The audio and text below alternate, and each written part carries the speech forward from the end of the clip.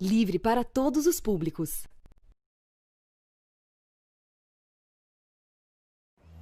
Olá! O desmonte do Estado brasileiro vai da lei de teto de gastos à destruição de órgãos públicos nas mais diferentes áreas. A nossa reportagem mostra como a falta de fiscalização ambiental promovida pelo ministro do Meio Ambiente, Ricardo Salles, coloca em risco a vida da população que vive em regiões onde há barragens.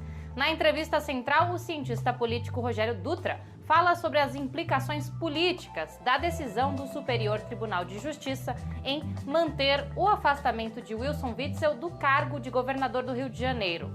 Eu sou Pamela Oliveira e a Central do Brasil está começando.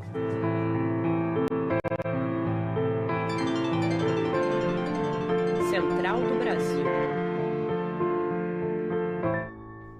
A fada da confiança é um conceito econômico criado para ironizar a crença dos neoliberais de que, com a redução do Estado, o mercado é capaz de estabilizar crises com investimentos privados. No embarque imediato, o editor da newsletter Ponto, Miguel Stedley, analisa o comportamento da equipe econômica de Bolsonaro. Embarque imediato.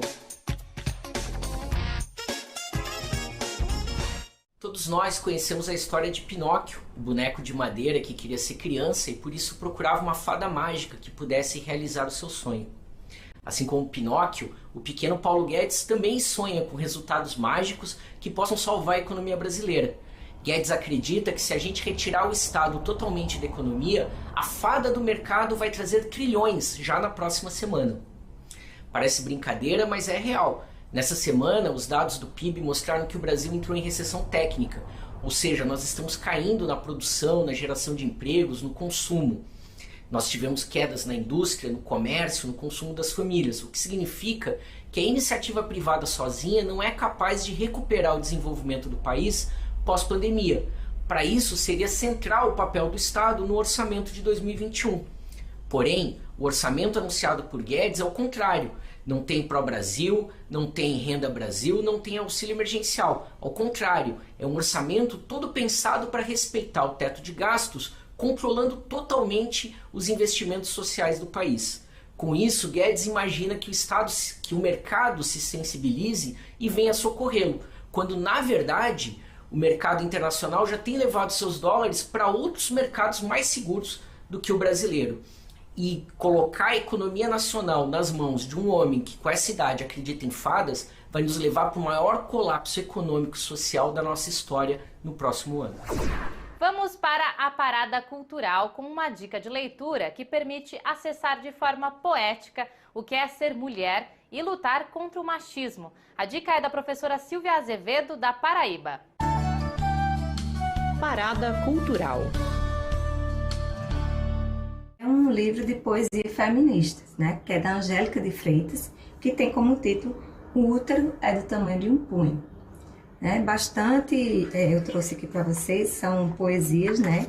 Falando sobre o que é ser mulher, né? Como a sociedade vê a mulher, quais são as lutas, de maneira poética. Então eu achei bastante oportuno, né? Esse momento também que a gente está passando, uma dica para que vocês tenham acesso. Sigam ela também nas redes sociais, a Angélica de Freitas, tá? Apesar de uma desaceleração nos números de infectados por coronavírus, o Brasil está chegando aos 4 milhões de casos em 6 meses. Esta semana, a Organização Pan-Americana da Saúde, a OPAS, alertou o Brasil de que não é hora de reduzir as medidas de contenção do vírus. Isolamento, distanciamento social, uso de máscaras, testagens e higienização não podem parar. Vamos para os trilhos do Brasil com Afonso Bezerra. Trilhos do Brasil. Na conta geral, o Brasil tem registrado uma queda no número de casos e mortes por Covid-19, de acordo com a média móvel registrada pelo consórcio dos veículos de imprensa, com dados das secretarias estaduais. De acordo com o levantamento, nesta semana houve uma queda de 10%. 16 estados confirmaram esta tendência de redução. Acontece que estes dados, embora muito bons, não podem garantir a retomada normal das atividades. Em alguns estados que acionaram a flexibilização desordenada ou precoce, o número de casos voltou a apresentar tendência de alta. É o caso do Amazonas, Rio de Janeiro, Amapá, Rondônia e Tocantins.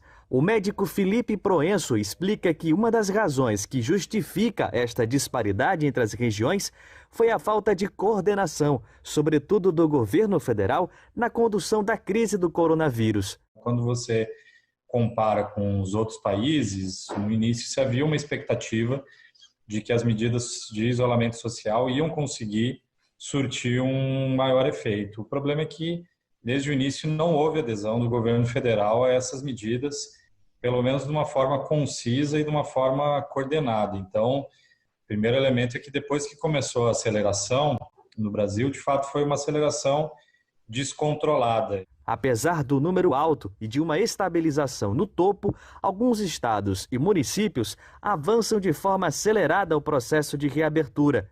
Comércio, parques, praias e atividades de serviços voltaram à normalidade, desconsiderando a chance da pandemia retomar a velocidade de 5 meses atrás.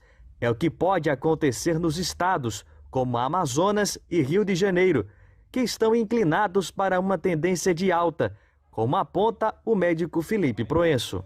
Pelas dimensões do Brasil e por essa não adesão boa ao isolamento, que a gente vê é que sempre tem certos bolsões de lugares que têm capacidade novamente de alimentar novos casos da doença.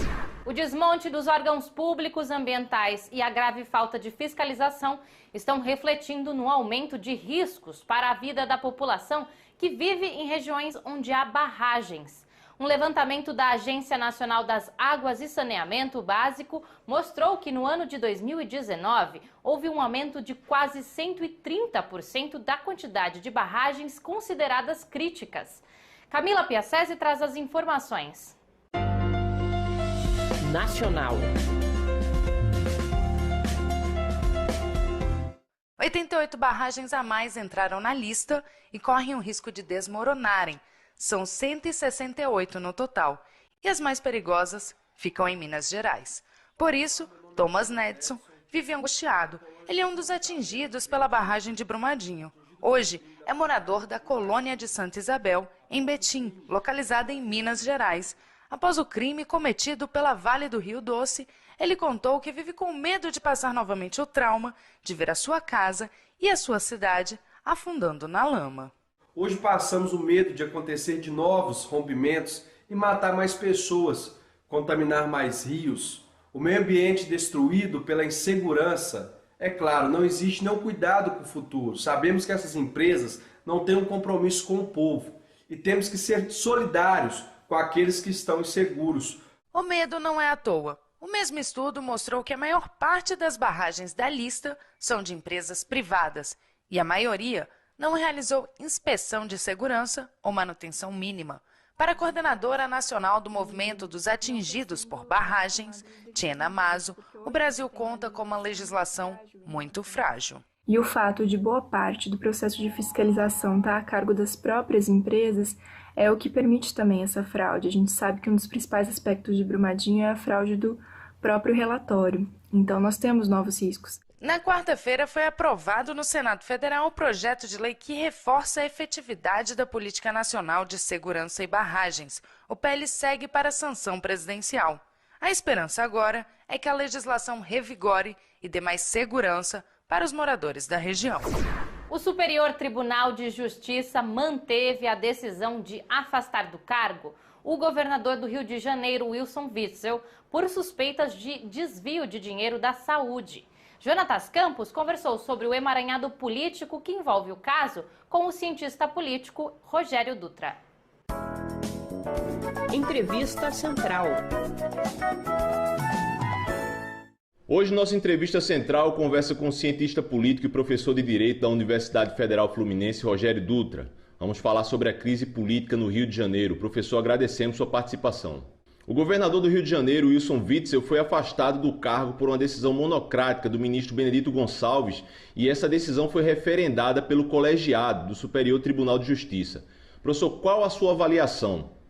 Olha, Jonatas, nós estamos vivendo aqui no Rio de Janeiro, no Brasil como um todo, uma politização do judiciário, que eu chamo de lavajatismo, né? Aquilo que tinha acontecido pontualmente em Curitiba, na perseguição política ao ex-presidente Lula, se transformou num modo de operação usual de outros setores do Poder Judiciário. Essa decisão monocrática que afastou o governador Wilson Witzel, por mais indícios que existam eventualmente de que ele tenha cometido ilícitos, ela não poderia ter se dado por várias razões. Uma delas, por exemplo, é o fato de que o afastamento se deu sem ouvir a defesa do governador, né?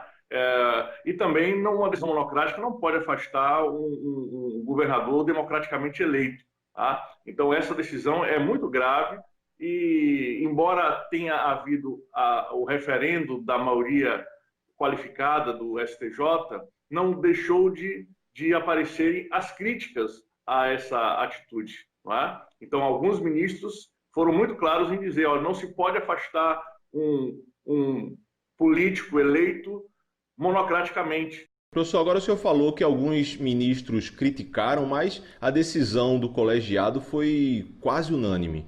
Como é que um ministro discorda, mas acaba votando com o afastamento? Existe a possibilidade, numa decisão colegiada, de que alguns ministros eles possam colocar divergências. Mas o que a gente assistiu, na verdade, foi uma grande concertação política, de alguma forma orquestrada em uníssono ali, com a influência, inclusive, do presidente Jair Bolsonaro, né? Porque o Bolsonaro abriu aí a corrida para a indicação para a vaga no STF e os ministros ali se sentem aptos a concorrer para essa vaga e, obviamente, essa decisão que afasta um inimigo político central do presidente da República coloca alguns desses ministros aí como possíveis e indicados pelo presidente para o Supremo Tribunal Federal. Então, acredito que essa decisão ela é marcadamente política, ao arrepio do direito, ao arrepio do processo penal e da Constituição, porque existem interesses políticos ali muito grandes transitando em torno dela. Mesmo com toda essa controvérsia no judiciário, o governador do Rio de Janeiro sofre acusações gravíssimas de envolvimento em corrupção nos hospitais de campanha. O senhor pode nos explicar, pode nos detalhar um pouco como é essa acusação contra ele na Justiça? Essa operação do Ministério Público Federal e da Polícia Federal chama tris in idem, porque esse tipo de esquema supostamente aconteceu já com o governador Sérgio Cabral e com o governador Pezão. Seria a terceira vez que estaria acontecendo um conjunto de manobras para desviar o dinheiro da saúde através das organizações sociais encarregadas tanto da saúde quanto da educação, tá? Isso envolvia, inclusive, a possibilidade da própria primeira-dama, que é advogada, a esposa do Wilson Witzel, de estar nesse esquema de desvio de dinheiro público.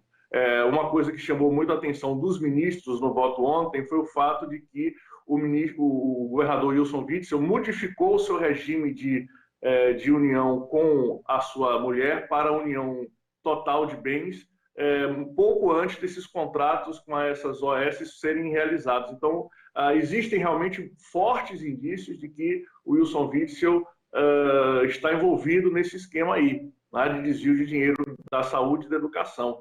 Professor, o senhor falou de ambiente político e eu queria falar sobre o ambiente político legislativo, a Casa da Política, que é a Assembleia Legislativa. Como é que está o processo do governador de impeachment dentro da Casa Legislativa do Rio de Janeiro? O processo de impeachment, que agora está liberado pelo STF para continuar o seu andamento, fatalmente levará ao afastamento definitivo do governador Witzel do seu mandato. Eu acredito que esse processo de impeachment ele vai chegar a termo no sentido da condenação por crime de responsabilidade do governador Witzel. A Central do Brasil está terminando. No QR Code que aparece aí na sua tela, você encontra todos os nossos conteúdos. E também pode falar com a gente pelo WhatsApp. Anota aí, DDD 11 93081 3336. Até amanhã.